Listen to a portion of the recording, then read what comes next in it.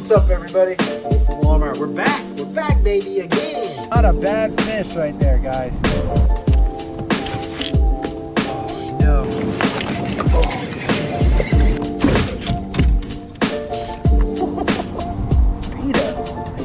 Out here catching Folsom bass right now, dude. Woo, he's a little chunker.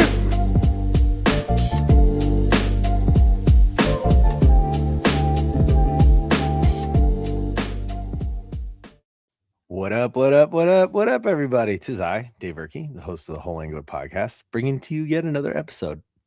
I'm extremely excited about this episode, but let me get a couple things off my chest. First off, we have some new sponsors coming to the show. So come the next couple weeks, you're going to start hearing more and more sponsor ads. I have them all stacked up. I did a couple pre-reads in this last episode, and unfortunately, I'm recording this episode before I get the feedback from you guys. So when you guys give me the feedback on those ad reads, if you want it like that, if you want it somebody different, let me know. I'm pretty flexible when it comes to that kind of stuff. I do have to eat crow. I was talking last week about how, good I am. My body is like healthy when it comes to sickness and illness, and I did not get the Florida flu, but I was working in my basement all day yesterday, and today I feel like pounded dog shit. So I am basically sick.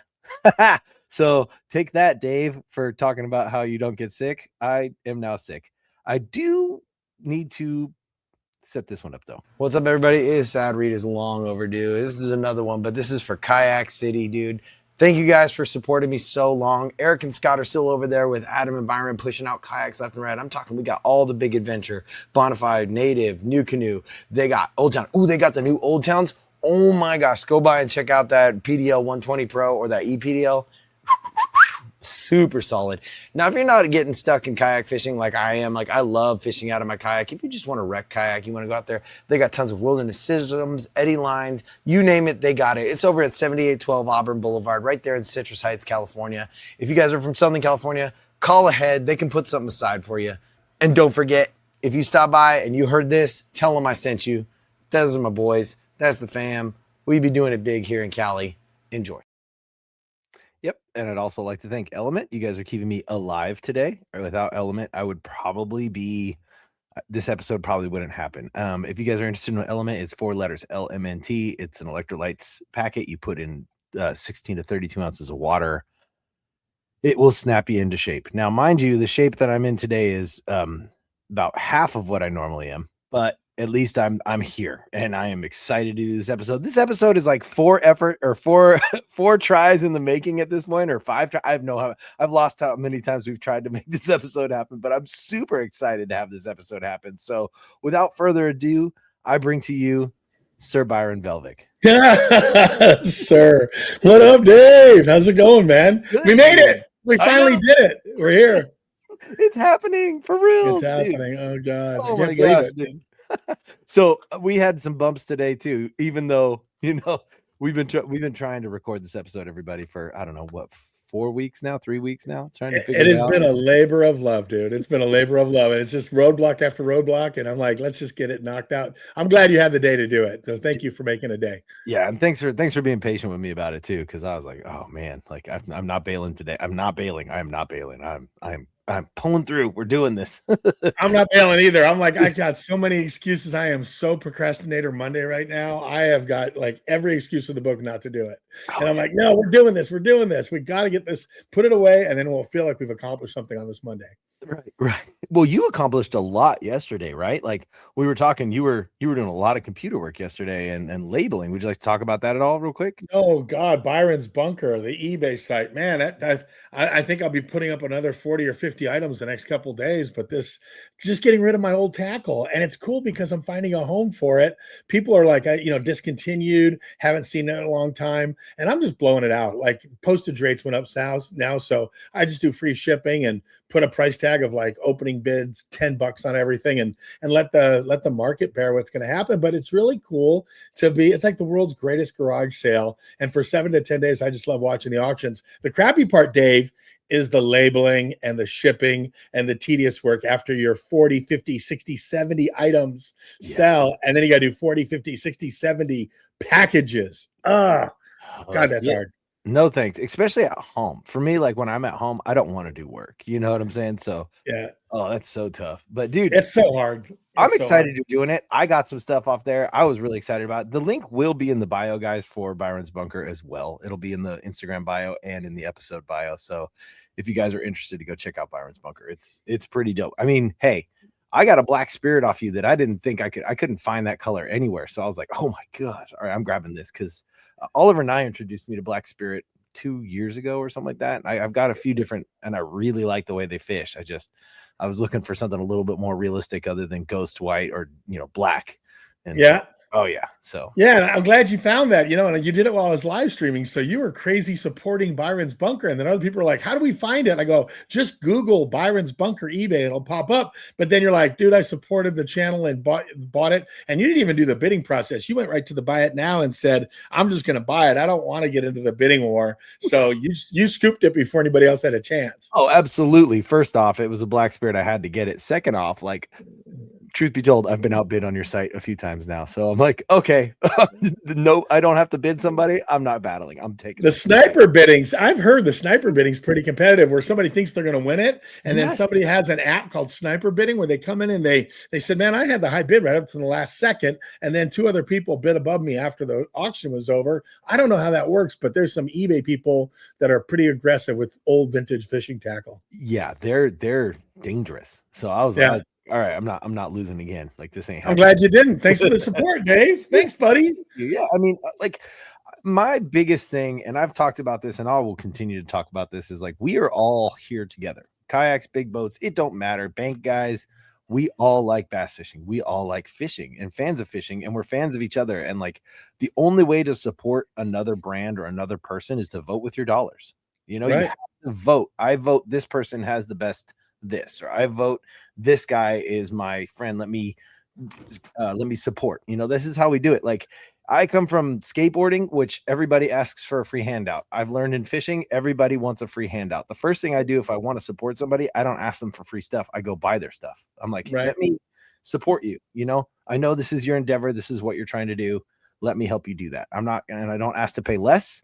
I pay what a man's worth and I move on, so. Kudos to you, man. That's great. Cause you're right. Everybody, I hear the fisherman handshake, it's like one of those things. And so I find that live stream, people are trying to sit there now. We're only like a couple hours away from being able to monetize the live stream, Dave. And then you can actually start trying to make a little bit of money doing it, but it's a grind, it's because to your point, everything's free. You're putting it out there on social media for free. And my only source of, great income right now is just getting rid of 40 years worth of fishing tackle, which has been awesome. Yeah. Well, dude, hey, let's get into that, but I'm going to backtrack quite a bit because I want to start at the beginning. I want to start at the beginning, Byron, at the beginning, because this is kind of how the show goes. So, where and when were you born, man? Born in Whittier, California, raised in Southern California my whole life, but I was actually born in Downey, raised in Whittier for a little while before we moved to Huntington Beach. And actually my daughter and I are going to go to Huntington Beach and visit mom in the next couple of days before she starts school. But I started in Southern California, born and raised. Oh, dude, that's awesome. I was born and raised in Long Beach. So my dad had an office in Downey. Like I'm very well familiar with Whittier, Downey, all that area. So that's the area. That's really cool. Yeah, dude.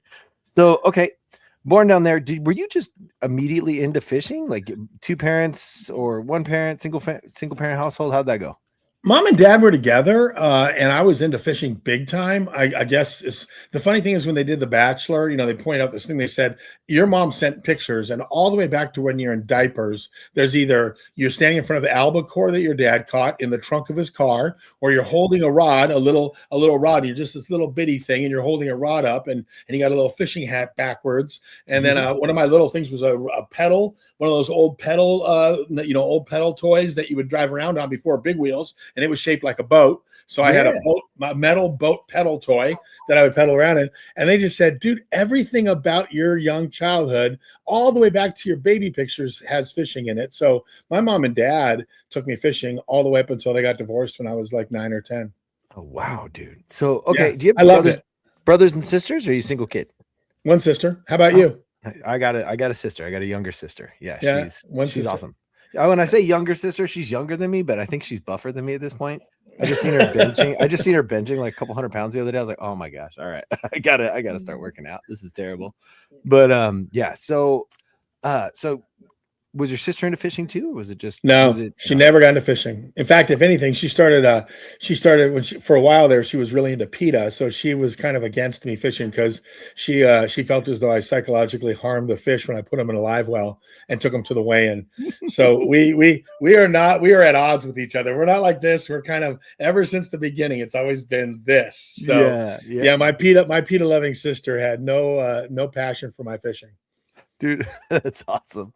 So, okay. So, and you're growing up in Southern California, were you surfing? Were you doing all that kind of stuff? Was that like, did you live the SoCal lifestyle? I had to. Yeah. I mean, so you were surfing, all that kind of stuff. Yeah. I did some surfing, but most of the time I wanted to fish off my surfboard, but all my friends were going, we're on Huntington Beach. So living in Huntington Beach, everybody's going surfing. So you either fish off your surfboard, but you paddle out there with your friends and you surf a little bit or you fish a little bit, but you don't want to be left on the beach alone. And I skateboarded. So I did nothing like you, but I was a skateboarder and a fisherman, rode my bike around a lot. And then when I got into fishing, I just started riding my bike to I'd ride it to the coast. I'd go to the piers. I'd go to the jetties. If the Bonita were running, I'd ride my bike to the Bonita Run in Seal Beach. I was riding my bike from Huntington Beach all over Orange County to go fishing. Anywhere there was a lake or anywhere there was a saltwater bite that I heard was going on, I was on my bike riding until I got my driver's license. Oh, dude, that's so awesome, dude.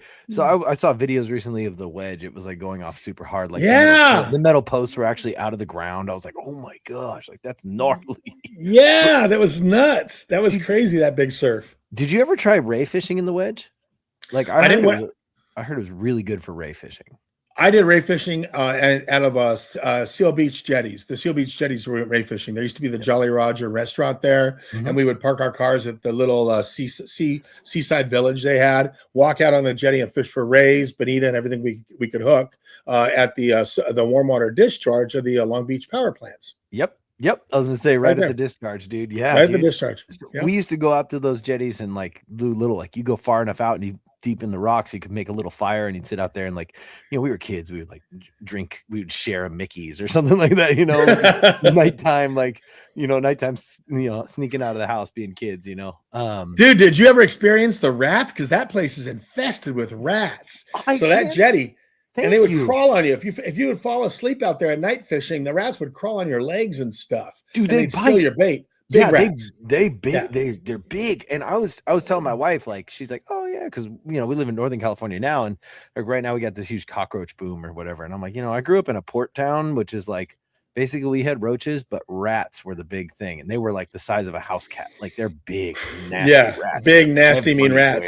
That's what Silby Shetty was full of, man. They steal all your bait. They crawl on your legs. They scare the living crap out of you, because we go out there ray fishing at night, and we'd spend the night out the end of the jetty out there, and we ran into some crazy stuff. Yeah, dude. Right? No, it's nuts out there. Dude, I love you saying the jetty at night because brings back memories. Okay, so do you graduate high school? You went through all 4 years? Was you Huntington Beach High or something like that? Or it's funny you said that. Yeah, I started Ocean View. I went to Huntington Beach High, and then I went to Orange Coast College for 2 years, and then UC Irvine. Graduated with 2 degrees. I was thinking about going to law school, so I got English and philosophy from UC Irvine, and I was going to go to law school, but I got sidetracked. I really wanted to see if this fishing thing would take hold, and that was kind of like, law school will always be there, but fishing as a young kid, when you don't have any kids, you don't have a wife, you have no encumbrances, so you can just kind of patch together enough money to go fish a tournament. That's what I used to do. Oh yeah, dude. So okay, so were you fishing ocean tournaments to begin with, or were you only bass fishing tournaments? Like, how did that work out? I do mostly the only ocean stuff they had back then were like getting on a boat trying to win a jackpot. So you go on the half day or 3/4 day boat to try to win the jackpot. Yeah. On the saltwater side, but there wasn't. I was fishing a lot of freshwater, the Colorado River lakes, and then fishing then the Shasta, Delta, Clear Lake, Folsom, McClure, Don Pedro, wherever there was a tournament. Anywhere they have a tournament, I would go. And I started going there was a guy in my neighborhood named Steve Oliver, who will definitely be watching this. And he was like my mentor. When my dad left when I was 10, there was this guy with a bright, shiny bass boat in the neighborhood. And I'd walk by it all the time with my friend just to go fishing for koi in the little industrial park by my house. And there, we go, anything that would pull is what we would do. Oh yeah. And this, tug the drug. Exactly. Yep. Tugs the drug. And Steve Oliver became a mentor to I go home and open my magazines, and he's in all my Western magazines. So with Larry Hopper and Don Doty and, and all of the Greg Hines and all the legends, he was in there with the legends fishing those tournaments. So I was around tournament fishing when I was 12, 13, 14. I wasn't old enough to fish them yet, but I was a bag boy. I'd go to the tournaments and help out with the weigh-in. I was this little 12, 13, 14-year-old punk kid fishing the marina while I was waiting for the tournament to be over. So my mentor, my friend Steve, would come in and weigh his fish. Dude, that's awesome. That's awesome. So this is kind of one of those shows where I'm gonna ask you, like, when your dad left, was there a void in your life where Steve kind of came in and filled it, or was it something where because that age is, first off, tough as a kid, period, but then to like lose your place, like you everybody has like a sense of security in their place, right? Like, this is my place between my mom and my dad, and now it's literally divided. So this guy kind of stepped in and kind of nurtured you through basically your young adulthood, your teenage years. Yeah. Totally formative years. I told everybody he's like a dad to me. He's a friend and we're friends, but he really was there for me. Craziest thing happened was that when my mom and dad went through the divorce, my dad, took off. He worked for General Motors and actually in Southgate. You probably know about the General Motors Southgate plant. That's where he was.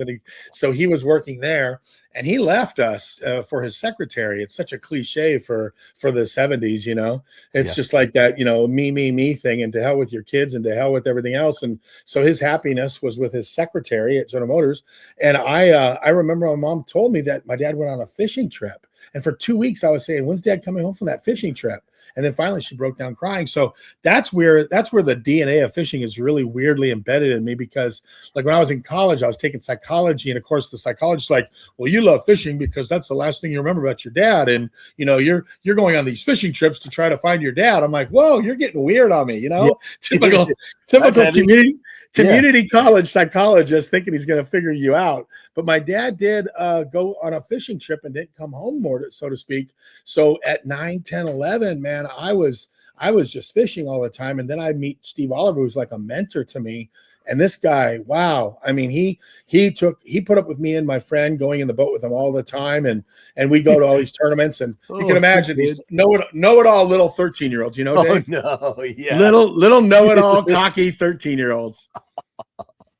Dude, I bet he was laughing the whole time too, like frustrated, but like these kids, like Dave, you're gonna love this one. You'll love this. Okay, so I'm a skateboarder. When you said skateboarding, you'll die. So Steve would put Nick DeVito and I on our skateboards, and he'd have us waxing the bottom of his boat. And because he goes, you guys want to go faster, you got to get down there and wax the hull. So we would literally sit there on our skateboards underneath his boat, and we're like, what about where the carpet's at? He goes, well, you can't get to that part because it's on the bunkers of the rail. We're out in front of his house on our skateboards, on our back, underneath, waxing this hull so that we could go like an extra mile faster on the Colorado River in his old Monarch or Glasstron or his old Ranger, whatever he was going to take us fishing on at like 12, 13 years old. That's straight up. Awesome, dude. That's so good. Hey, dude, that is a dad right there. That's so good. I figured you'd like that. So, oh man. So, I mean, this guy kind of took you under his wing. He took you out to these tournaments. You're learning a lot fast then, right? Like you're out there, you know it all because you're 13, but you're also sitting there, absorbing stuff. Like, what was one of the biggest lessons that you learned from him, like as a young adult in fishing? Like, what was the one thing where he took you aside, or like a core memory that you have with him? This guy was the epitome of structure fishing. So what I remember clearly was that all of a sudden I'm with a structure fisherman, and we're talking flashers and marker buoys. It wasn't any GPS. There was triangulating banks, trying to remember the landmarks, getting out there before there was any map. There was just a flasher. I remember Don Ivino showing us the paper graph. We were on Lake Castaic. We were on Lake Castaic with Don Ivino was out there in his boat, and he showed us the Lowrance burning paper graphs. I mean, we're going way, way, way back here, but I was really comfortable fishing offshore because of Steve Oliver on structure. I get out there with a flasher and I graph, drop 2 or 3 marker buoys, line them up. And so I had more confidence as a 13, 14, 15-year-old offshore fishing a ledge or a break or a rock pile than I did just going down the bank, beating the shoreline. And that's what Steve taught me, was deep fishing at my youngest age. Oh, wow, dude. Hey, that's awesome. Like I've talked to a few people about it, because I mean, I have sonar on one of my kayaks and no sonar on the other, and like trying to find basically the bottom, trying to figure it out. I'm using like football jigs and crankbaits, like deep divers, like trying to figure out the bottom a little bit. You know what I'm saying? But then because a kayak ain't like a boat, like you're a leaf on a lake, dude. Like a 2-mile-an-hour breeze picks up and you're 20 feet off where you need to be real fast. So like trying to figure out how to triangulate. Like I've talked to a lot of guys like, okay, you need to find 3 points. And if you can get something like with a weight and a float on top, so you can kind of get an idea of where you need to be, like that's what you want. And I'm like, okay. Oh yeah, that makes sense. I get that. Well, I mean, good. Kayaks, they don't stay still very long, to be honest. No, that'd be hard. It'd be hard to have the stability to line up on a ledge and be able to hold it on a kayak. I could see that would be a difficult challenge. But it's more because I want now, I'm not like Byron. I haven't been fishing my whole life, like I have not. And so like I'm trying to learn more of my offshore game now without doing the whole forward facing, all that kind of stuff. Like I want to learn how to do it right, so triangulations and things like that. That's what I've been slowly working on, because I'm a real big bank beater. Like I'm a good shallow water power fisherman all day, but you take me somewhere like Folsom and it's only shallow for a few feet, and then you're down in 100 feet and you're like, okay, I don't know what to do here. Like I was talking to another guy, he came by us one day and he's like, yeah, I was drop shotting him in 80 feet. And I was like, what do I do with that? I'm like, I'm lost. So but to try and figure it all out, like I was like, okay, I need to learn how to do this. So triangulation, that's cool that you learned it at such a young age, and that was like your base, like that was your start. So in these tournaments and learning from Steve and stuff like that, where did you just kind of like pick up a John boat, or how did that work for you? Did you get a small-time job, or? My mom was a school teacher. We didn't have a lot of money. So I was like trying to hobble money together to fish these tournaments. And Red Band had a thing where you could go as a no boater. So I would fish either as and back in the day when it was pro draw, like I turned 16, I fished my first pro tournament. That was at Lake Roosevelt in Arizona, because I would go with him, and I had to wait till I was 16 to turn pro, but I was a pro no boater. So I was drawing a different guy each day, and I didn't have a boat. So I was always at the mercy of I knew for a fact I was going there, but I was paying the full entry fee. Like a lot of people don't know this, but the US Opens back in the day, there was no pro-am events. It was pro only. Like that's the only format there was. So you had to save up your money, pay $1,200 or $1,500 entry fee for the US Open. And you had to go pro on pro with the guy, flip a coin and split your time on the boat with the guy and decide whose boat you're going to go in. And so that was my challenge, because I didn't have money. So I was always like trying to work angles and deals. And Dave, I got to tell you, the funny one was I didn't have a boat, but most of the guys at the tournament didn't know I didn't have a boat. This is when I started getting to be about 18, 19, 20, and I didn't have a boat. And I'd say, I would draw a guy, Dave, and I'd say, yeah, listen. And I did practice with Steve, and I talked to the other guys, and I knew what the fish were doing. Like I knew what I wanted to do, but I didn't have a boat. So the trick was to draw a guy and say, I'll tell you what, my boat's over there, and I'd point to all the boats in the parking lot. I'd say, my boat's over there. It's not running that great. I'll tell you what I'll do. You let me have the first half of the day in your boat, and we'll take your boat instead of mine. And they would always jump on it, and I would get in their boat and have the first half of the day in their boat. I'm playing a poker game because I don't even have a boat. Like there's no boat there. But I don't want to be stuck in the back of this guy's boat and he think he's Mr. Bass Pro. So I got to tell him I'm a pro too. And I got a boat, but I don't have a boat. Yeah. So I angled it bad. I even made the Redman Regional the first couple of years without a boat. So I was a no boater that qualified for the Redman Regional. Then I had to borrow a boat and go fish those Redman Regionals, because when you qualify for the regionals and try and make it to the All-American, you got to show up in your own boat. It gets to that level. So I was having to borrow boats. And then I bought Jay Ellis's. The first boat I bought was Jay Ellis's boat out of Oregon. I saved up enough money to buy his old beat up Skeeter. Oh, did Steve let you borrow his boat for those, or was he like, no, kid, get another boat? He let me borrow his boat for some of them, but some of the tournaments he qualified for as well. So if he qualified for the regional that year and I Yep. qualified, I had to scramble to find another boat, and it was crazy. But I was a no boater. I just didn't have the golden, I didn't have the golden ticket of the lucky sperm club, they call it. Yeah. I didn't have the Yeah. I didn't have the rich parent, Yeah. So not having a rich parent to buy me anything. I had to save up all my money. I actually won my first U.S. Open out of a borrowed boat. I had the skeeter broke or something happened. I was without a boat, so I borrowed a boat, a 17-foot little skeeter with no hardly electronics on it, and I won my first U.S. Open. The trophy's back there when I was 26 out of a borrowed boat. Dude, you're like, that's almost home for you at that point. You're like, yeah, I have a boat, but I'm so used to borrowing boats at this point. Like, this is more comfortable. I'm just gonna run this. That's exactly right, Dave. That's exactly awesome. right. Dude, I love it. So, okay, so the U.S. Open, that was at Lake Mead, right? Lake Mead. Yeah. So Yep. getting out to Vegas and all that stuff, that costs a lot of money. Like, did you have a job at this point, or were you just using tournament winnings and living off those? Oh, I had every job in the book, dude. I did everything I could to make money to fish. Yeah. And funny enough, so my mom was a school teacher, so I would substitute school teach. Okay. Crazy thing happened. I got into this for a short minute there. I didn't fish at all. Like during college, there was a time during college that I really didn't fish very much because I was studying a lot. And then I got into this crazy modeling thing. And the modeling thing in Southern California, I got shipped off to Europe and I went to Germany. I lived in Italy. I was in Switzerland. And I was traveling all around Europe modeling. And then I did TV commercials. And so the TV commercials that I had done back in California for Michelob Light, Miller's Outpost, Chevrolet, Coors, all these different ones, Close Time, all the clothing stores, everything I did, Miller's Outpost, like I said, that made me enough money. It was the TV commercials and the print modeling that really gave me enough money to buy the boat from Jay Ellis. Like I was saving up all my money, and that became lucrative for a short minute. I didn't want to do it for a living. I didn't want to be an actor. I had no desire. I just wanted that money that came with it. Like I wasn't going to go to acting school. I didn't want to be on a sitcom. I didn't want to be on a soap opera. They signed me up for a soap opera.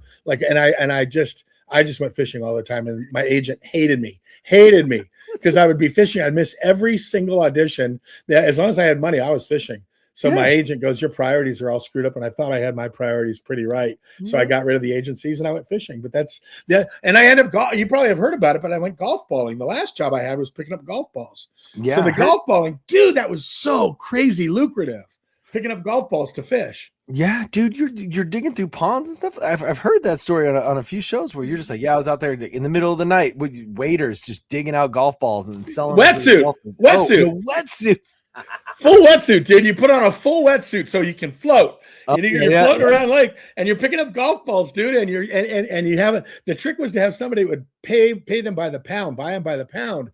And I mean, we're talking $300 a night minimum with $400, $500, $600 nights, not uncommon.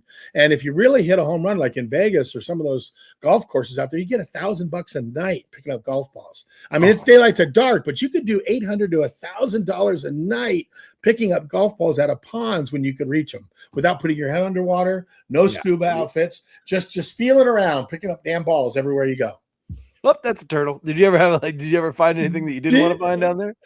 We found in San Diego. I found a gun. That was scary. I found a little revolver. You have no idea. Yeah, a little small handle. You wonder what the hell was the story behind the revolver? Because I hit the handle of it. It had a pearl handle on it. I'll never forget it. Had this pearl handle on it. It was all corroded. Felt like a golf ball. So I pick it up and I look in the moonlight. The moon's shining. I look and I'm like, oh my God. And I'm holding this little pearl handled snub nose, 38 special.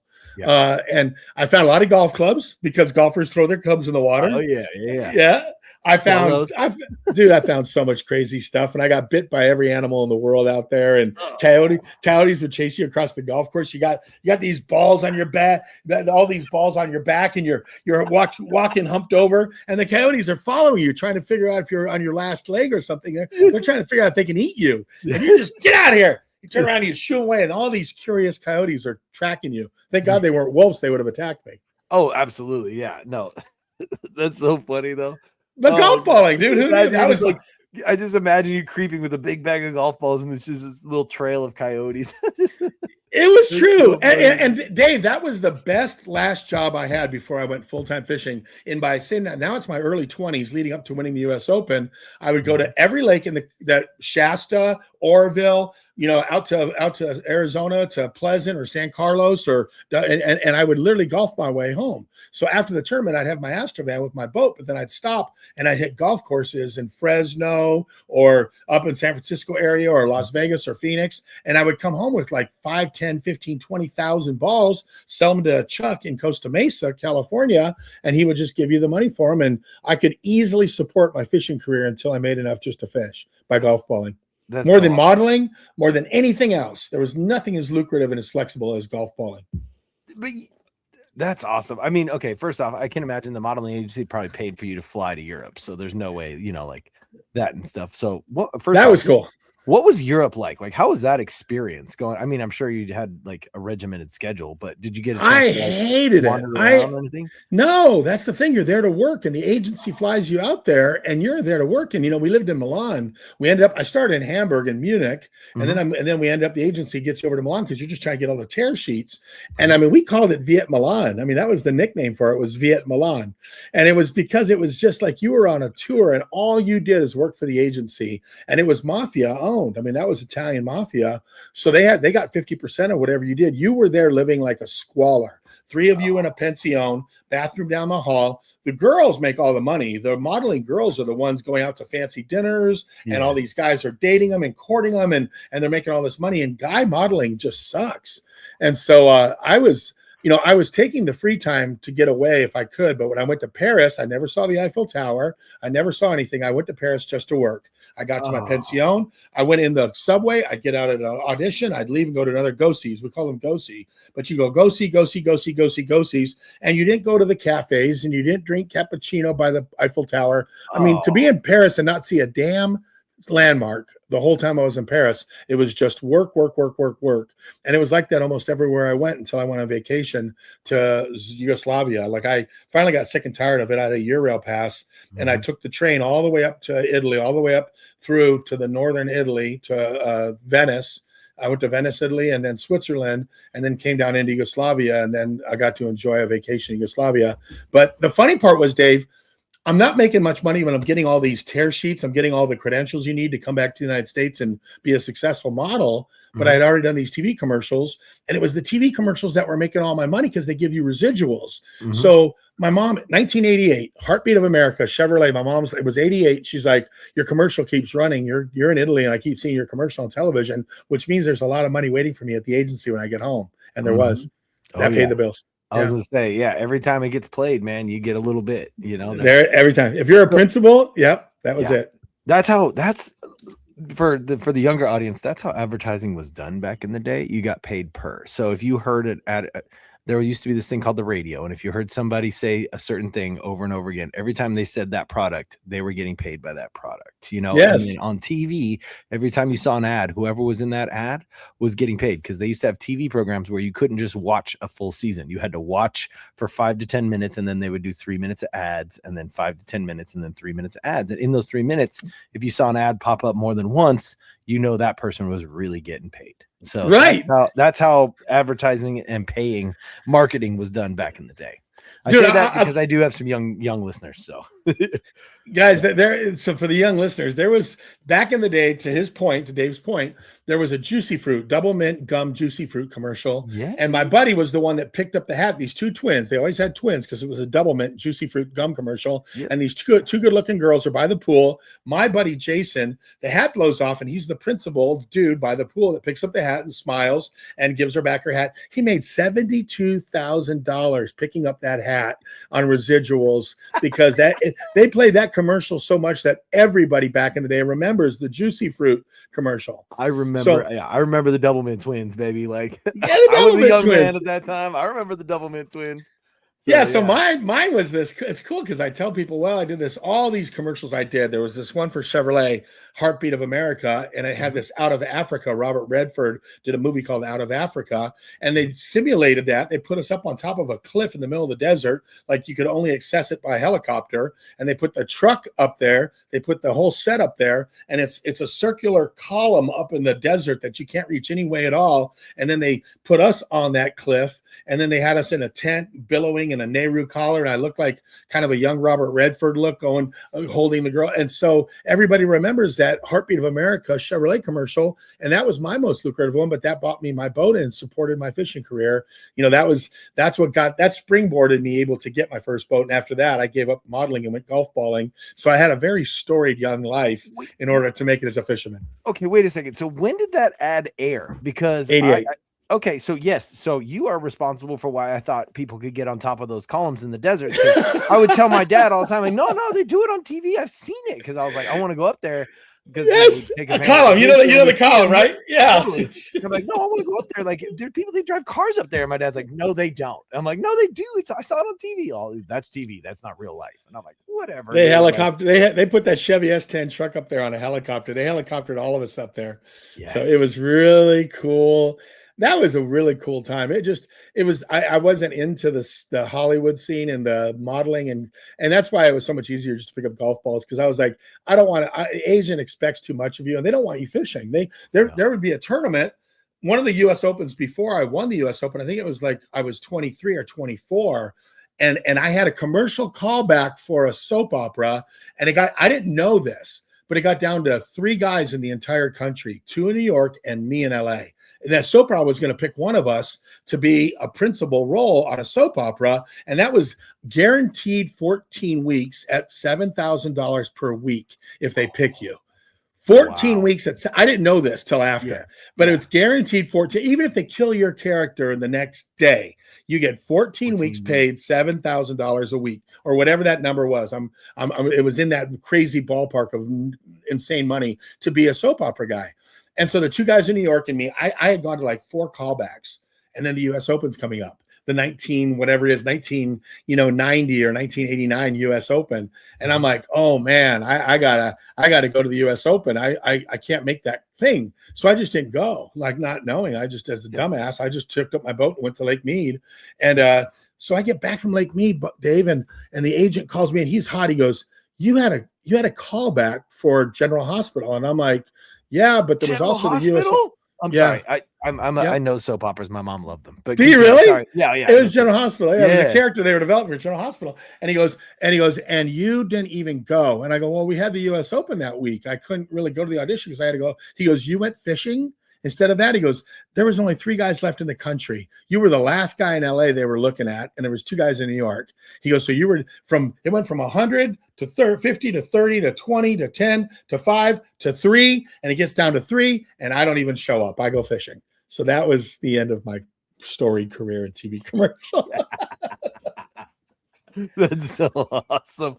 I'm gonna tell my mom about this. I'm like, I met somebody that was supposed to be at General Hospital, like, but I went fishing. Yeah, no, that's hey, honestly, smart move on your part. You know what I'm saying?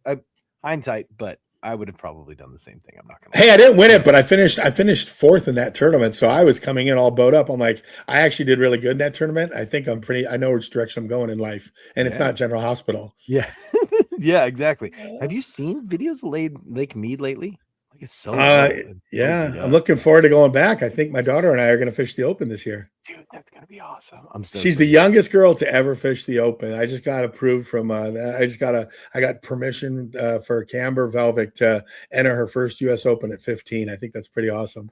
That's awesome, dude. Is she stoked too, or? She's so excited. Okay, cool, cool. She picked up some sponsors at ICAST. We're all hanging at ICAST on Friday. Yeah. She got She-Fish and G-Rat, and some other people are talking to her, and she's putting together a little sponsor roster. I'm proud of her. Hey, both of those groups are super good people. Like I know Garrett's from out here, like G-Rat's from right here, like just outside of Sac. And then She-Fish, like I know a few people that are with She-Fish, and they're a really good group of people. So Ralph's the owner, and the lady that runs the pro staff loves Camber. So She-Fish and G-Rat. Yeah, dude, I'm excited for her. Yeah, dude, I'm excited for her. That's cool, man. So okay, so Hollywood is dead. golf balling it is. we're moving, you're moving your way through life. You're like, all right, time to make this Bass Pro thing official. Like, what was the next move? Like, you're just golf balling from tournament to tournament. What's your next move? Like, when was your aha moment? Like, this is my break time. It was winning the U.S. Open, because that was a particularly neat tournament in that it was right after BASS. I think they had ICAST in Vegas, if I'm not mistaken, but they had the BASS Invitational with Ray Scott hosting it, and that was huge because and I think that was the trophies back there. I think it was 1991. There's the 1996. There's the check right there. No, that was the second time. 91 was the first one. So in 1991, Bassmaster comes to Lake Mead. Zell Rowland, Rick Clunn, Denny Brower, Jimmy Houston, everybody. And I think Roland Martin, everybody's fishing Lake Mead. And the U.S. Open, they had put the U.S. Open right after it to try to keep the pros there. So they gave away $50,000 in a brand new boat and $50,000 if you just stuck around after the Bassmaster event. So of course, all of the top pros in the world, all of my fans, I mean, I'm autograph crazy. I'm at the casino, and it was surreal. You're at the casino.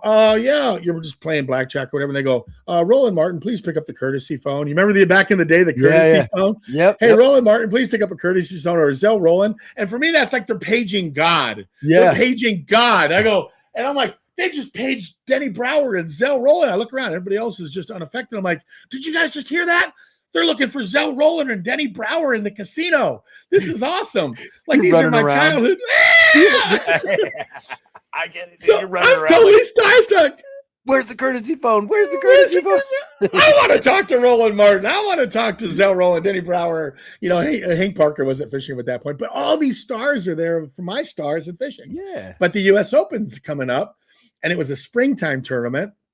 It was super cool because it was a spring tournament. I went out during the Bassmaster event, Dave, and I'm driving around, and I was a hardcore little sight fishing dude. Like, I fell in love with sight fishing at a very young age, and a lot of guys did it back then. So back in the 80s, in the early 80s and the mid 80s, it just wasn't a real popular technique. So I'm driving around Lake Mead, and I'm seeing the people I love. David Fritz is out there cranking, and there's Zell Rowland throwing his pop bar, and there's Rick Clunn cranking the lower basin. And I'm like, and I go look in the water, and I'm looking at all these bedfish. I'm like, man, these guys aren't seeing this. Like, these guys are just fishing, and Shaw Grigsby was good at it, but there was only a few guys that were bed fishermen. So I literally drove around the lake during the Bassmaster event, seeing a ton of fish that were not being touched. And I realized I was onto something, because this is the world's best fishermen, BASS pros, and nobody's messing with bedfish. And I'm practicing. I'm just practicing by myself. So I'm out there every day before the U.S. Open while the tournament's going on, just looking for bedfish. And I go, oh my God, I'm on some major big ones on beds. And so I won the first U.S. Open in spring. It was bedfishing against all the people whose autographs I had asked for. But when I got on the water, it was I just cherry picked the limit every single day, a good limit every day. And that was the end of my golf balling and the start of my career. Because once you win a big tournament like that at a young age and you beat those pros, then the sponsors want to know who you are. Oh yeah, 100%. Well, you went from plucking balls to plucking fish. Like, yes. I see one. Now back then, I know that flipping was already a thing. Were you flipping out there? Were you doing like a hookless Texas rig, trying to figure out if they're going to bite, or how do you pre-fish for something like that? Because I mean, there's a whole thing about pre-fish now. Don't sting your fish. Catch one just to know they're biting and then move or whatever.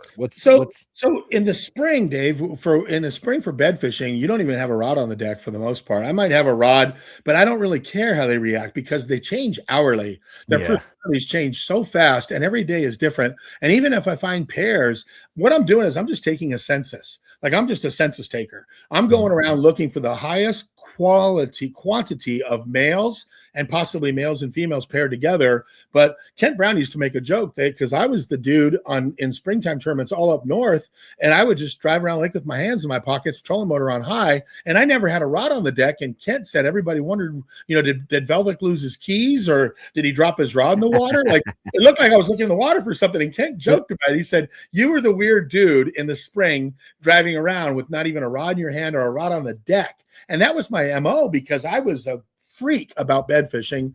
And I had won so many tournaments, small tournaments in Southern California doing it, at a very early age, that I felt in the spring, early spring to late spring. And Dave, I didn't practice them at all. I knew I could catch them in the tournament. I knew what to do because every single fish is a dance. Every pair is a dance with the male and the female pair together. And so practice was just literally covering the lake and identifying the key areas where I'll give you an example. So the last day of my first US Open, John Murray, I have a 3-pound lead going into the last day. A 3-pound lead over Zell Rowland, David Fritz, everybody. There's no one even close to me. And Murray comes up to me and he goes, dude, if you catch 5 today, you're going to win this thing. And I go, I can catch 5 today. He goes, how do you know? I go, there's an island down in the lower basin called Black Island, and there's beds all the way around the island. I haven't even seen a boat fish in the island. Like, I've never seen a boat around the whole island, let alone that in practice I went by there, and that was my ace in the hole. So that my last day, I went to an island in the middle of the lake where there were beds everywhere, and I never saw another boat. And he goes, you catch 5, you win. And at like 10 o'clock in the morning, I caught my 5th fish. And that was it, man. I had this moment, Dave. It was called a peak experience, where you literally jump out of your skin, like you touch perfection. Like, you just did what you were supposed to do. You catch your 5th fish, and like a child being born, or one of these moments where the world just goes away and you literally touch heaven. And I had that moment when I caught that 5th fish on the last day of the US Open, because I knew right then and there when I put that fish in the boat that I had won at 10:30 in the morning on the last day of that tournament. And I get emotional. I can feel it right now inside me, but it'll be something I'll never forget, like my daughter being born. Oh, I was gonna say, yeah, I would have broke down. I would have just, because I mean, I got 3 kids, and I don't think there's been a time where one of them's been born that I haven't broken down. Right, So right, yeah, I mean, it's one of those memories. That's awesome, dude. That's I love that term too, peak experience. I've never heard that. I really like that. So I gotta ask the question: did you keep fishing, or did you take your boat and go boat up next to other people and ask them how they were doing for the rest? Oh, you're funny. Yeah, no, I kept fishing, but I kept fishing. I was really weird because the way I was fishing, I had it all to myself, which is so bizarre that, 1991, there just wasn't a lot of bed fishermen, and Lake Mead was kind of full of bedfish. And I kept fishing. I was culling, but I left early to go in. And I remember the sun was kind of going down. It was early afternoon, and I'm driving across the lake at 26 years old. And I'm like, man, I just beat everybody I've ever looked up to, and I've won this tournament. All I gotta do is make it in. So I drove pretty slowly and carefully. I didn't want to blow a motor or have anything bad happen. But I remember thinking, wow, this is truly the most amazing experience of my life. But I didn't gloat. I just loved Rick Clunn. Really helped me understand it, that it was the process that was the most important part. The money, the trophy, and having beat everybody, it kind of fell off real quick. I mean, the ecstasy, the peak experience was 10:30 in the morning, 11 o'clock, 12 o'clock, 1 o'clock. When I got in and everybody was congratulating me, I literally felt not nearly as happy and as excited as I was. And that, as in that moment, like, it's almost like it takes you to an out of body place where you're just like, I mean, first off, like, it's rare that a human gets to do something that the child in them would be screamingly giddy for. You know what I'm saying? Right. Like, yes. So you did what, every kid at every pond. I mean, I've done it as a grown man. Like, you set into a big one. You're like, this one's for the classic, like you're ripping them, like that's your thing. And like, you like imagine, like I can imagine as a kid, like you're like, okay, everybody, everyone's congratulating you because you just beat everybody, by a lot, like that. You're literally fulfilling this moment and just like kind of almost out of body experience, just floating through the moment. Was it like a disassociative feeling afterwards? Like when everybody's congratulating you, you're still sitting in that moment? Or so I'm glad we're talking about this, because I've tried to share this story a few times about how this is so weird. I won the US Open. My girlfriend at the time was like, what's wrong? Because we go to the bar that night and people are congratulating you and everybody expects you to pay for the drinks because you just won 50 grand in a brand new boat. So of course, all your friends, you open the tab and, and everybody's having a great time. And I'm feeling myself slip really down into a dark hole. And I remember Rick Clunn at the time was my mentor. He had started mentoring me in my early 20s because I had met him at US Opens, and he was mentoring me. And I remember we were going to go to ICAST. That's right. It was in Florida at the time. So I was going to go to Texas, and him and I were going to go to ICAST together. And I wanted to talk to him. I said, I think I'm in the wrong sport. I think I made a mistake with my career choice. Like maybe I should go to law school. And he had me come down to his den.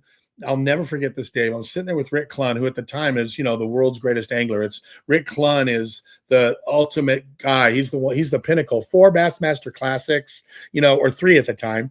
Yeah. 3 Bassmaster Classics at the time. He won his 4th right after this experience we had. But I'm telling him he goes, I want to hear the whole story of the US Open. Because I told him after what I felt like I was coming down. I felt depressed. I came off of this high. And I started thinking maybe I was in it, I was in the wrong sport. And I told him exactly what I just told you, and how that peak experience and jumping out of my skin and literally feeling like I had jumped into heaven, and the euphoria that washed through my body at 10:30, 11 in the morning, and then the riding in and the sun going down and just this amazing experience. And then at the dock, at the awards, picture, trophy, money, just feeling yourself crash. Mm-hmm. And so I tell him all this, and he goes, stand up. I go, what? He goes, stand up. And we're in his den. Dave, I'll never forget this. And Rick Clunn stands up and gives me a huge hug in his den in Texas. He goes, don't ever quit fishing because you love it for all the right reasons. You love it because it's the process and the experience, and the whole thing was over when you caught that 5th fish, and the moment the rest of that time you were on the water. But then when you come in, he knew exactly what I was talking about, the accolades and I beat everybody, and the money and the picture by the boat and the hurrah stuff is just a big letdown. And he goes, you love the process. You're in it for the right reasons because you love the experience, and the experience was addicting. And he goes, don't you ever quit doing this. And then right after that, he won the James River. And he got a hold of me, and he said that I didn't realize this, but he was really into talking to kids, because we're the young anglers fed Rick Clunn's passion to keep going. Like Rick Clunn talked to young guys like me and Yellis and Gary Klein and everybody else. He used our naive energy to keep channeling his ambition to keep winning, even after he'd already won 3 Bassmaster Classics. And then he's with us, he's with me. And right after that, he won the James River. He called me up. He said, you had no small part in me winning this classic. And I flipped out, because he goes, that your passion for what happened to you at the US Open inspired me to still fish just like I always do and win another classic. Dude, I thought that was cool. No, that's awesome. I love that. I've been doing something for about 20 something years, and it's no, I'm not like a secret about it. Like I don't drink, I don't do drugs. I've been sober a long time, and long enough. But point being is, after a while it is an accomplishment in itself. I'm not downgrading. Like I'm very proud of myself for doing it. But after a while it becomes life. It's just life. Yep. Yeah. And so when I meet a new guy who's got like 90 days, 60 days, and they're through the fog, and they're like, dude, I am in this and I want to do this, and my life is turning around, and it fires me back up. You know what there I mean? You go. Yes. I get that. I 100% understand that feeling. Yes.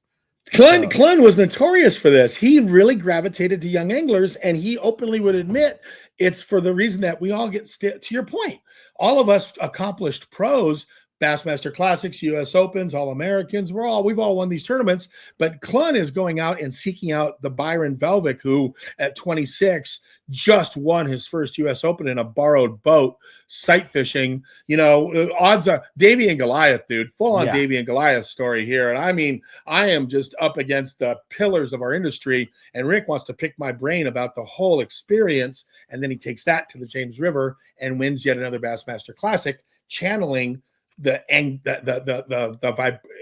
vibrational energy of a young angler. And he's done that a lot. He's known for doing that. Yeah, I was gonna say, and I love how you say that, because like he wasn't there picking your style. He wasn't there trying to figure out how to bedfish better. He wasn't sitting there, okay, maybe if I work this. He was like, tell me how you feel. Like give me that sensation, the experience. Right. Like little energy vampire, whatever it is. But like it's so good. Like I love it. Like I'm about that. Like that's my speed, honestly. Like we've sat and talked a few times. Like that's really my speed. Like I want to know more about people and their experiences than like their accolades. Like I can't relate to winning. No offense, I can't relate to winning a U.S. Open, but I can relate to that euphoric feeling and having it slowly die because all the euphoria is dropping and then all the accolades don't matter because you were in it for the experience. And like, I love that, dude. I think that's amazing. So yeah, it was good. Go ahead. So that propelled your career. That like pushed you forward into fishing. Where did you go from there? Was it, still have the van, all that kind of stuff? I fished out west for a few more years, but I had my eye on going back east. That was kind of where we were kind of all eyeballing going on the national tour. And it was Robert Lee and me and John Murray and Skeet Reese and Aaron Martins and all of us, were and there were some other guys, Mike Reynolds, there were guys that were eyeballing it. Now, granted, Dave Glebe back in the day had done it, and D. Thomas had done a little bit with flipping and pitching. But, you get to a point where you realize I can be easily in the top 5 of the all-time money winner list on the West Coast. Then I start cherry picking boats. I win a boat at Folsom. I win a boat at Oroville. I win a boat at 2 boats at Clear Lake, I win a boat in Arizona at San Carlos or Roosevelt. You're winning all these first places a boat. So you're way up on the all-time money winner list for one bass and West Coast bass and all of that. But the sponsors are like, dude, you're still a West Coast fisherman. The sponsors are only going to do so much. They want to see you on the national tour. So there comes that point where you got to leave, and you can't be the big fish in a little pond on the West Coast, with your friends. You got to go up against the top dogs and travel across the country and start competing. Does that feel kind of defeating to be like, look, I am doing really well and you guys don't care? You want me to go all the way to the East Coast? You want me to travel across the country? Okay. Yeah. Like I would feel defeated. I'd be like, gee, you guys are dicks. Yeah, dude, it was tough, man. I mean, my first trip out there, Van Dam and I started the same year. Van Dam and I started the exact same first year in Bassmaster. I drove my boat from Southern California to upstate New York for the first tournament. Drove my boat from Southern California, Orange County, to upstate New York. I towed it all the way up there for the first tournament. And that was the very first tournament of my BASS career, along with Kevin Van Dam and a bunch of other guys, young guys back then, that all decided to throw their hat in the ring. And here's the sad part, Dave. I mean, first off, I'm driving along and I get to Texas. I'm like in East Texas and I'm getting gas. Hey, boy, California plates, where you going? I'm going, where you from? California? And I'm like, yeah, I'm from California. At West Coast, California, Orange County. And he goes, man, you're fishing around here. You're going to Lake Fork? I'm like, no, I'm going to New York. He goes, New York? You're going to New York from California for a bass fishing tournament? And I go, yeah. They go, Lake Fork is 10 miles away. You should go to Lake Fork and catch all the big ones you want. And I'm like, well, no, the tournament's up in New York. And so I travel all the way up there, Dave. I learned that if you flip a coin and lose and you don't get a big bag the first day, like Rick Clunn had taught me, then you lose your boat the second day. So I went up there, I practiced, I found the fish I wanted to go to. I never got to use my boat and I never got to go to those fish the entire 3 days of the tournament because of coin flips back then. Dude, tow your boat from California to New York and not only use your boat, never even go back to the fish you found because of the luck of the draw. Golly, dude. Yeah. See, that's when you're like, throw your hands up in the air. Like, all right, dude, what the hell? Like, you guys got me all the way out here. I came all the way out here and I can't even do what I know how to do. Like pro draw, flip of a coin. You lose the flip of the coin. You get a knucklehead. He wants to go up the river. You don't catch him that day. Now you got 8 pounds or 6 pounds. The next day you draw a guy with 15 pounds. Courtesy is you go in his boat, whatever he's doing. You're dead after the first day because of a bad draw and a flip of a coin. You're done. And your boat is never going to get in the water during the tournament. That sucked. Did you drive home after that? I would have stayed for a while. I'd be like, well, let's find some golf course ponds and get some balls. I'm gonna figure this out. That's a long way to drive golf balls. I don't think I can handle the smell. I don't know. I think the tour started, so I was a bass gypsy at that point. I stayed back east. I didn't go back to California. I just stayed on. I followed the trail, like wherever they went. And Roland Martin, he invited me to go guide during the off time. I would go guide. So I'd go down to Okeechobee and wait for a guide trip, which never happened. But he had me in Clewiston at Roland Martin's Marina because he invited all of us young guys to go guide at his resort. So we were all trying to scratch money together and figure out how we could make any money fishing while we're waiting for the next Bassmaster tournament. But I lived in my Astrovan and I was a bass gypsy, total bass gypsy living in my Astrovan.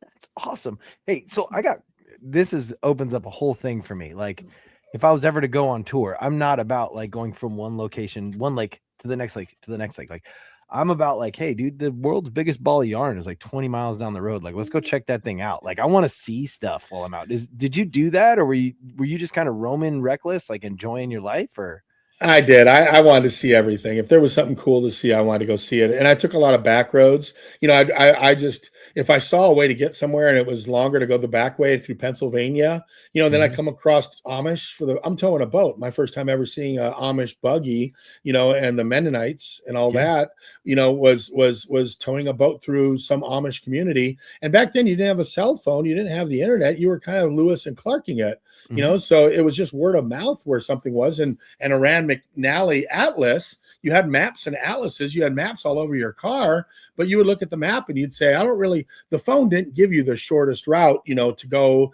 you know, through Google Maps. You were just, hey, I could go this way on the highway, or I could go that way and go look at stuff. And so Dave, just like you, heck yeah, I wanted to see stuff, man. I mean, I was driving back home and my mom says, oh, you should stop in Sedona.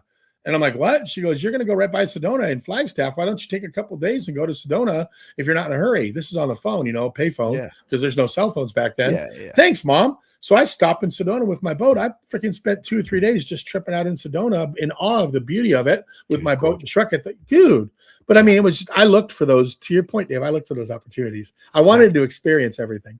That makes me so happy, dude, because I always hear about guys just going from one place to the next place to the next. And I'm like, man, there's so much out there. Like there's leaving California, it's a different culture to the next state, to the next state, to the next state. You know what I'm saying? Texas is a completely different culture than Nebraska, you know? So like, if you're traveling around, like enjoy the culture, like go check it all out. Like there's so much out there to see. Like, I don't know.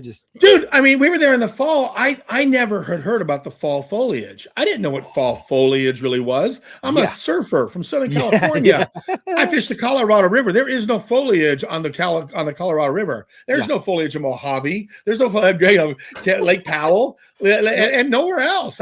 So I'm back east. I mean, Dave, just like the everything I saw was from the windshield of my Astrovan towing my boat. And I'll never forget going, oh my God, look at these hills out here. They're like orange and gold and red. And I'm in shock because I never really was clued into the fall foliage of upstate New York or any of those beautiful places. And the tour got me there. And I'm thinking, this is really cool that fishing has brought me into these things that you can't appreciate. A picture doesn't do any justice. It's when you're looking at it through the windshield, bro. Yep. I can't tell you how many pictures I have in my phone of like a skyline or something like that. It's in my phone. I'm like, this looks stupid. Like it looked way better in person. Like, I don't know why I even take photos of these things anymore. Yes. Yeah. No, I take a picture. I go, forget. I'm not going to send it to nobody. Yep. Yeah, dude. So, okay. So you're traveling around the East Coast, living bass fishing, gypsy life, dude. What's your direction? Is it just follow the tournaments? Are you just living in the moment? Like what? At that point, I'm all in. I'm all in, man. I started a friend of mine that I met on tour, lived in Louisiana, and he actually I'd use that as home base in Ruston, Louisiana. And I was guiding. So I was guiding in Louisiana, caught my personal best bass, you know, in Louisiana of all places. Of all the places I ever fished, my personal best came out of the lake I was guiding on. And I was guiding, and then I'd fish tournaments, and I was fishing Bassmaster, and then Redman turned into Operation Bass, and then the Golden Blend. And really, you're just throwing your hat in every ring you can, trying to get sponsors and, you know, winning some more tournaments, qualifying for a Bassmaster Classic the first time I did that. And then, you know, it's like, okay, you're just in the grind, and Major League Fishing starts. And I got invited to be one of the first 24 guys, Major League Fishing, because I'm rooming with Boyd Duckett, and Kelly Jordan and I are rooming together, Ish Monroe and Ike and Ellie. And we're all just a family. I mean, we're like carnies, like the carnival carnies. We're all carnies, dude. We all come to a place, we all set up. And Dave, the crazy thing is, I'm friends with all of these guys, you know, John Cruz, Ike and Ellie, Ish and I, and people back east, and you know, all these pros. You never see them at home in their house. You never see them with their friends. You never visit them for a barbecue.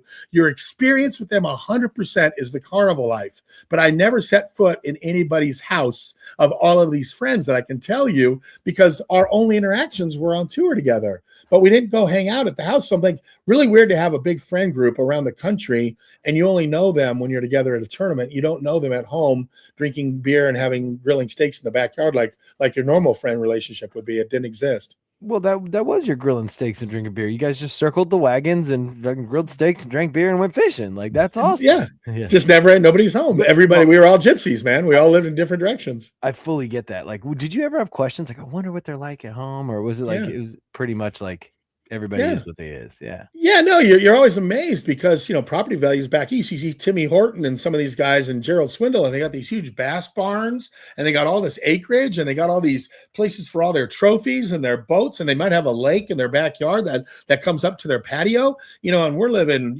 basically on the same money for very little in Nevada and California, because they live in Alabama or Georgia or Mississippi, and they can build Taj Mahal for the money we're making. And we don't. We live in a small little hovel compared to that. I'm like, these dudes are living large in Mississippi, Georgia, Tennessee, Alabama. Oh, dude. I mean, I would just see pictures. I never saw their houses, but I'd see videos of it. And I'm like, how much money do you make, dude? And they're like, well, it doesn't cost anything. My house is 160 grand. You're like, what? 160 grand for your house? Cost of living, baby. Like, oh yeah. It was crazy. It was, but it was a really neat carnival life, Dave. It was super cool. That's awesome. So when was the time to get off the ride? Like, I hate to ask, but when was the time where you're like, you know what? Like, this has been great. I've made a name for myself. I am the king of swim bait fishermen before people were swim bait fishing. Like, I butter the toast better than anybody else. But when was the time where it was like, all right, man, like maybe I had a forced retirement because I had to come home, and I had my wife at the time, and things were pretty bad, and I was told that I needed to come home. So I actually quit in the middle of, the second event of the season. I was fishing Florida, and my head was not in the game at all. I was on the phone most of the time during the tournament trying to figure out. No. She was missing, and the nanny was at home with my daughter, and I didn't know where my wife at the time was, and I was struggling to try to figure out what was going on with my very, very, very young daughter. Yeah. And I had to quit. I just had to quit and come home and raise my kid, or circle the wagons and be a full-time dad as much as I could be. So I remember I was driving to South Carolina. We had just finished Florida. I bombed miserably. I remember at the weigh-in line, I had tears in my eyes because I saw all my friends like Bobby and Chris Lane, and their little kids are there, and the wife is there, and the kids come up and look in the bag, and I don't even know who's watching my kid, like I literally had tears in my eyes, and I'm like, I can't compete. I cannot compete anymore. I can't compete because I have zero home life. Like these dudes have an amazing home life, and they all say it. They get on stage and they go, I can't do this without that woman watching that. You're helping me raise that kid. My family is what makes me great. Well, my family was not great, so I was not great. I had really, really fallen off, and it was the beginning of the 2016 season, and I had to quit. Yeah, I had to go home, and I was driving to South Carolina, and I got a call from somebody, and they said, you need to get home right now. And I remember I was 100 miles. John Murray, Skeet, and I were rooming together. I was 100 miles from the house that we had rented, the Airbnb that we had rented together. And I hooked the trailer to the west, and I drove straight to San Antonio, and I never shut the truck off. Like, I drove from South Carolina straight to San Antonio to reclaim my situation there and circle the wagon for my daughter. Wow. So it was a majorly forced retirement. Yeah, absolutely. Now, in that initial moment, in probably the first month or two, like, because you're trying to get your bearings. Like, it is wild going from dual parent to single parent. Like, it is wild. But where did you have like a kind of a sense of loss afterwards? Like, because my kids come before everything. If like my kid had something going on and I was in the middle of something, I'd be like, done. Like, I don't care what it is. I'll come back someday, because that kiddo is like the most important person to me. But at some point I will be like, man, I'm almost a sense of loss, like I'm how do they call that? Mourning that situation, like mourning the loss of the tournaments. Yeah. Did you ever have that going on, or? Absolutely. I actually had a cold turkey. Like, I could not turn on the television and watch fishing shows, and I hardly ever do. If I see Major League Fishing, that I was one of the original 24 guys, or any other tournaments now, Bassmaster, everything, FLW, it was really hard to all of a sudden be on the sidelines, forced retirement. And it was not a decision. It was not any thought of hesitation. I knew I had to be there with my kid, and I drove. I didn't flip a coin. I didn't mull over it. I called Mercury and Triton and Garmin and everybody on the drive home and told them I quit. And they go, you can't quit. It's the brand new season. The season just started. We've only had one event. I go, I'm going home and I'm not going to be coming to any more tournaments. Like, I'm done. And it was not a decision. It was just letting everybody know that you can, null and void my contract, because I just have to quit everything. And yeah, Dave, it was one of those things where you just don't watch it on television. You don't really talk to your friends. I'd call Skeet or Ish or Murray or any of my friends that were fishing and Clun, and they're like telling me, oh, we're practicing right now. I didn't even know what they were practicing for. I didn't want to know the schedule. I didn't want to know what lake they were on, because it was that was I know where I'd want to be if I was there. I'd know what I'd want to fish. I'd have fond memories of areas that I loved. I loved the schedule. I knew where we were going. I had a game plan all set up. And suddenly I'm at home, with my daughter in my arms. And I loved that. So I got to see everything. Her first tooth came out. I was there. I taught her how to ride a bike. Daddy-daughter dance. I took her to every daddy-daughter dance. I didn't miss anything. And who needs another Bassmaster Classic qualification? Who needs another U.S. Open trophy or title? What I needed was to not miss a moment of my daughter's young life, and I didn't, and I love that. That's awesome. So you came home, took over, single dad life. You handled it, like you just said. What were you doing did any of your sponsors continue to help you, or was it all Chevy money that you were still living off of, or how did Like, how did you make it work, man? Because trust me, it was difficult. I've been there, and it was 2 years of I ate ramen so the kid could live and eat. You know what I'm saying? So yeah, I had some sponsors. I still did some consulting. I had some companies I still worked with a little bit. I went through the divorce process, and after 4 years of that, the child support and spousal support was owed, because I left my career to raise that kid and be there with her.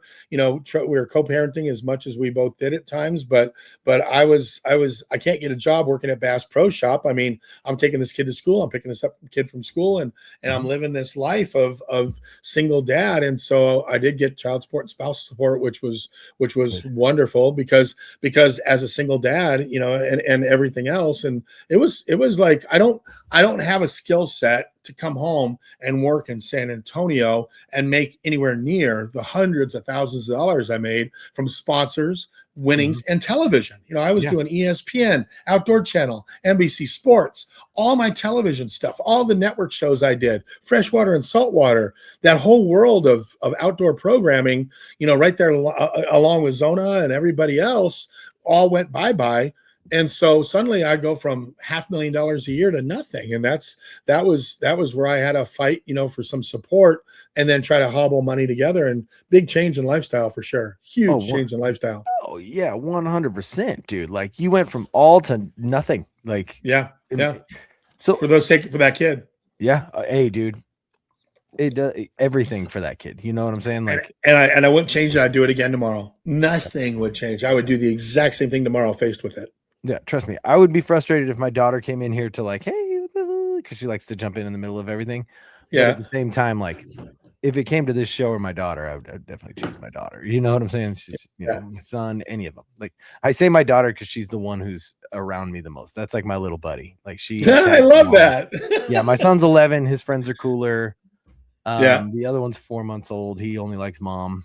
And then my daughter is like my little homie. Like, she just, wherever we go, we ride together. That's so cool. Yeah, I get that. Cool. I just got my kid. I got my daughter only, and I'm just daddy's girl. That's all it is. Dude, that's awesome. All right, we're gonna take an ad break real quick. You can get some water, like take a drink of water and stuff. I'm gonna throw an ad break up here real quick and let everybody check out the new sponsor.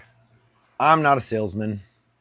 I'm not even good at ads. I'm just gonna tell you a story, and you can like it or not. Whole Angler has partnered with First Form. First Form is a supplements brand. You can check them out at firstform.com. I've been listening to a podcast called the Casting Faith Podcast. They have partnered with First Form last year, and they have been talking it up like crazy. I went ahead and I tried some of the stuff. I'm not usually I'm very skeptical about like, oh, this will change things. I'm just very skeptical about it. But I can tell you that in taking First Form in about 30 days, my life was different. The creatine on a regular basis, my brain is clearing up. I'm not trying to get buff. I mean, I'm built like a child's drawing. I'm round in the middle with skinny arms and legs, and I have a goofy looking face. First Form won't fix my face, but it can help me with everything else. So that's what I'm doing. I like the micro factor in the morning. It's all my vitamins and minerals that I would need for the day. So if I go kayak fishing on the water all day, I can just bring some protein snacks, some electrolytes, and some water. I'm good to go because I know I at least have everything in me. Also, if you got kids, they got all the vitamins that they need in a day, and they're in gummy bears. So you can literally give your kids, like my daughter, she thinks she's living her best life because every morning for breakfast, she gets a couple gummy bears. Like, who'd have thought? Awesome. So if you want to help yourself and help the show, use the code. It's right there in the bio. Yeah, there it is. First form. Thank you guys for jumping on and believing in me for this one. I'm going to be doing a whole journey soon. Like, not soon. I'm doing it now. Exercising, trying to change my life a little bit because I want to do daddy-daughter dances. I don't want to be in a wheelchair and oxygen tanks, you know? So, yeah. Hey, I might have to talk to you about that after the show, because right now I'm watching my live streams and I'm like, man, I need to lose about 15 pounds pretty quick. So I may have to you and I may have to talk after the show about this, because I've been hitting the gym, I'm riding my bike, and I'm like, I don't like Fat Byron. I'm not feeling Fat Byron at all. I look at that live stream. I don't give a, that camera, they say it adds 7 pounds. It's adding 17 pounds. Yeah, I was going to say. Dude, I watched that live stream. I'm like, this is not a good look for Byron. That's why I do a podcast right here. You can only see my face. So, I'm ugly, but at least I'm not fat and ugly, Yeah, I'm glad this shirt is right here. I'm glad I got Mercury, and right about here, it stops. So it's looking pretty good up here. But if I have to stand up, I refuse to do that. I'm not going to do it. Dude, I love it. Okay, so first form, I'll talk to you about that after. Yeah. Oh yeah, dude. I will chat you all day about that stuff. It's an amazing company. So daddy time, dad duty for many a years. You decided in the last few years to kind of dip your toes back into fishing a little bit, starting with Byrons Bunker. Yep. Is that how that went? Okay. Yeah, I think what I did was I needed a stay-at-home job. I needed I'm retired. I'm raising my daughter, taking her to school, grinding along, could use some extra money. Things are tight. And I got 40 years with fishing tackle. So I'm going to do this eBay thing. So I do Byron's Bunker on eBay, and I did it a couple of years in a row, just seasonally. I would try it during hunting. It kind of slows down, pick it up for Christmas sometimes. I got so much. I just have to motivate myself to do it. But when I list stuff, I love the feedback, because people are like, dude, how many more of those do you have? I haven't seen those since I went fishing with my dad. Like, I have heartfelt connection to the baits you're selling. And I'm like, I got a lot of these because I used to be sponsored by them back in the day. And they're like, I'll just buy them all. Like, I know they don't exist anymore. You can't order them from Tackle Warehouse. They're not anywhere to be found. So I'll just take whatever you got. So I started having these really cool, I got to liquidate it anyway. I don't want to put it in a dumpster and sell it here in Boerne, Texas, at a garage sale. It's gonna mean something to somebody in Virginia or Oklahoma or New York or across the world. Actually, I got international sales, but I think the altruistic feeling of selling fishing tackle around everywhere that people haven't seen before is discontinued, and they're like, man, I can't believe you still have that bait. I'd like to buy all that you got. That's cool, because I got to get rid of it, and my daughter doesn't know what any of it's worth. I don't want to move off. I don't want to leave this stuff just laying around. I'd rather just literally purge it all. So I'm in this purge moment, and then social media. This last year, I do a podcast, Fish Tales podcast, which I love. Thank you. I love your show. By the way, Fish Tales podcast. Yeah. So I did that with Livingston. I'm no longer with Livingston. I had a falling out with the guy that's the director of it, not the owners. The owners were awesome, but the director and I didn't get along. So I'm not with Livingston, and I was like, I'm going to start doing social media now. I got a kind of a bug for it. So I have a social media girl who's awesome. And next thing I know, I learned about TikTok, Instagram, Facebook. I never post anything on Facebook. Everything sat dormant. I lived under a rock with social media. And so then we started doing that. And then next thing you know, someone whispered in my ear from Camus. They said, you need to start live streaming. This interactive live streaming thing is where it's at.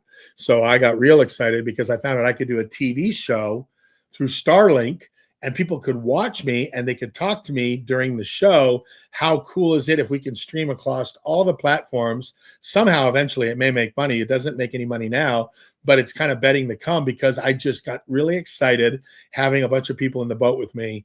And that is like, podcasts were great, but a lot of people listen to podcasts. I was putting a lot of effort in a podcast with pictures and stories, and Bill Dance and getting all of his old pictures, and Denny Brower getting his all stuff, Gary Klein, all my guests. I'd get these cool visuals. And then my guy goes, a lot of people on podcasts are just listening. So you're only addressing half your audience or less when you do the visual part. You know what I mean? So I like the live stream because I'm just go out on the lake and I spend 2 or 3, 4 hours while my daughter's in school. I got people from Portugal last week, Australia, South Africa, Japan, and they're all commenting on our live stream as we go live every Thursday from 11 to 2 right here in South Texas. And I think that's the coolest thing in the world. Yeah, dude, I think it's awesome. You and the Umbrella Man. I love him. He's great. But dude, I've literally enjoyed, like, I am not a fan of watching a bunch of live stuff. I'm just not.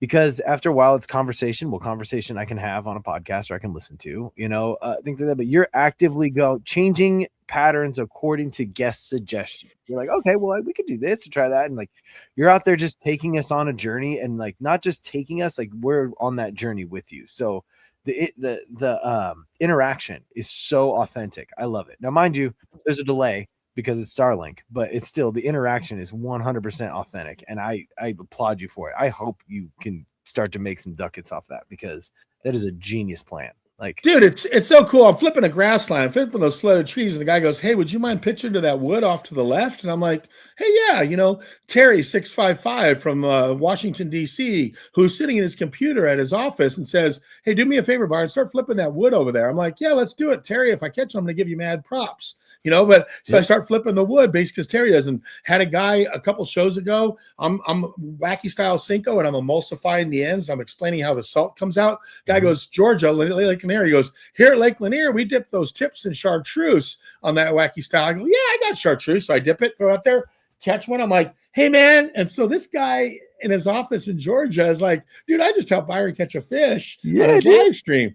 And I'm digging it, and he's digging it. And I think this is going to be such a cool venture. I'm not giving it up. I think there's a ton of potential in interactive live streaming more than anything else I'm doing. It's just technically it's a booger bear because there's no formula yet. It's like the wild, wild west to make it work, because nobody has perfected it. And that's what I love most about it. Scott Martin is trying to do it.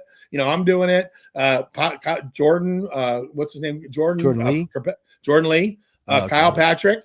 They're doing it, but they're doing it in tournament mode. So they're not really talking to the audience. You're a fly on the wall watching them in a tournament, which is cool. But if he picks up a rod, you don't know what pound test he's throwing or what knot he used to tie that leader, or what bait that was exactly, and how did he rig it? What weight does he have on it? You ask me that in the boat, Patrick will read it to me, and I'll share it with you. So we're interactive instead of just the whole chat commiserating amongst themselves. That's what I've avoided with mine. Dude, and I love it because you said it best. Like, we're not watching you fish, we're fishing with you. Like, that's what's really cool. How is that differ? How is this experience differ from now to your time at ESPN? Was that, like, I imagine that was way more structured, and you were doing a lot of, like, had to be here, had to say these things. This is your freedom, your choice. You get to do what you want. How That's do you what compare I love. Those experiences? Yeah, ESPN was way more lucrative. Well, yeah. Disney owns ABC and ESPN, but I like my little Disney checks I used to get from ESPN. Oh, yeah. But I it's not structured. It's wildly interactive. I think we're going to do a redfish show pretty soon. There's a bunch of redfish in the San Antonio Lake. We might do some coastal stuff, but it's like you just pick and choose where you want to go. And I'm going to start doing more pre-fishing. We're in the dead of summer right now. The lake is flooded. The lake is fishing really hard that we're on. So people are like, "Oh, go to this other lake and try this other stuff." And I'm like, "Yeah, we need to do that. We're going to branch out." But it's so organically awesome to have 800 people, 1,000 people, 2,000 people dropping in and dropping out through the course of the day, 20, 40, 50, 60, 100 at a time. And guys coming and going, checking in, and they have to leave because they have to go back to work or whatever, or do whatever they're doing. And we're all conversing with each other. And it goes by really fast, and I love it. And I think that it's so much more rewarding than just doing a show on ESPN, like all the shows I did on our Outdoor Channel, And then you really know what's going to happen, and people watch it, and maybe you'll meet them down the road and they comment on what they saw 3, 4, 5, 6 months later when you meet them somewhere. Yeah. This is like, dude, I'm reading about it. My Google, I mean, my TikTok and my Instagram and my social media people are like, here's some comments and suggestions, and we're all in it together. It's really a fun adventure, and I think it's gonna take off. I think this really takes me back to when we were talking about you are fishing for the experience. Like, the experience of it. Like you are in the moment and you are experiencing this, and you're taking us along to experience it with you. And I think that that's really awesome, dude. I love it. Yeah, I'm going to keep doing the podcast. We're going to have some new guests coming on, and this studio here was built for the podcast, and we got to do more podcasting. But right now, until Cameron gets back in school and I get done with my trips, I'm just trying to get that live stream built up, because that does have a monetization aspect to it, where you can start getting people tipping you, or super chats, or all these other things that I'm hearing about that can work towards your live streaming, and people enjoy what they're seeing, and so they throw you a bone, like you buying a swim bait. We made jokes about hey, my camera guy and my audio guy back there, they my producer, they want to get a hamburger, they want to eat, so have a pizza delivered to this launch ramp here someday. I mean, it's just, we're laughing because they go, someday you're going to be fishing, and they're literally going to send you a pizza when they see where you're at on Google Earth, and they're going to get Domino's to deliver 2 pizzas to ramp 12 on Canyon Lake, and they're like, Byron, go to ramp 12, your pizzas just showed up. We're like, thank you, Jeremy 663 from Oklahoma for sending pizzas to ramp 12. We got tacos at ramp 8, pizza at ramp 12. We got beers. Back in the main launch. Like, enjoy. Yeah. Dude, oh man, I love it. Byron, like, your life is so you are so present in your life. Like, when we're discussing this, like, you're talking accolades, but you're talking experience, and you're talking the feelings through the whole thing, man. And I really appreciate that. That's like more what is important to me in like this type of show and this type of listeners. Like, thank you for bringing the tournament aspect into like an actual relatable feeling. Yeah, thanks for having me. I appreciate you doing all this. This is really cool. Speaking of which, I'm going to go pick up my kids, so your timing's perfect here. Oh, all right. Well, we have a question round. Do you have time for the question round? Can we do part 2? Would you like to do 2 of these? Let's do part 2. I'm totally down for part 2. Do you mind doing a cliffhanger? And all of a sudden, here's the cool thing. What we could do is, I did this on one of my podcasts, where after people watch this, if they want to ask questions, we get a bunch of questions. We do part 2, and some of your audience I can answer some of your audience questions. I've done that with a couple of podcasts. I think it's cool, because then we get a little interactive going on. Dude, 100%. I appreciate that. That's a genius idea. If you guys, I'm sure you guys are listening. If you're watching on YouTube or listening, please comment or DM me questions for Byron, because we are definitely going to do a part 2. We all know the question round, but like, you know what? And we'll add that question. So we'll do a full question round plus audience participation question round along with your question round. We'll pick it up, and that way everybody that watched this show might say, dude, I want Byron to talk a little bit more about this or that. I'd love to do that for you if you want, Dave. Dude, I would love that. Thank you. Hell yeah, I would love that. So, all right, here's what we're going to do then. Byron, shout out where everybody can find you. Okay.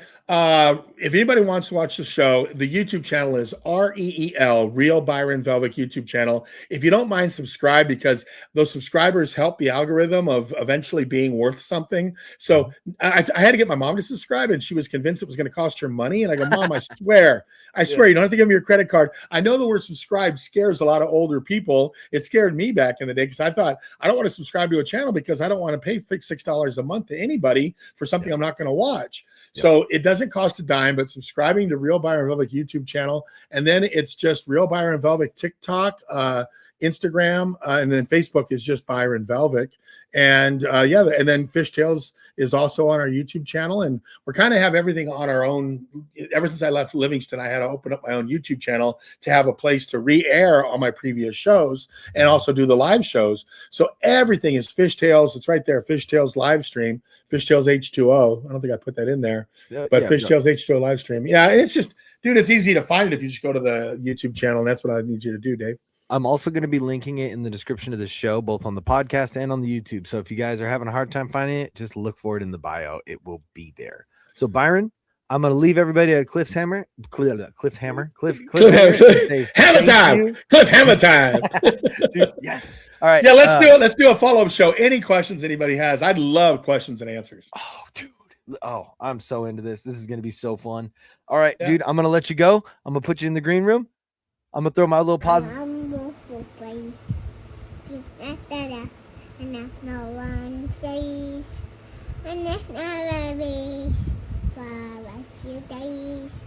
There's them born and trees, there's some trees, come out the door. You guys don't forget to hit me with the questions for Byron. This is going to be a super fun episode. We're going to call it Question Round Bonus. Until then, have a nice day.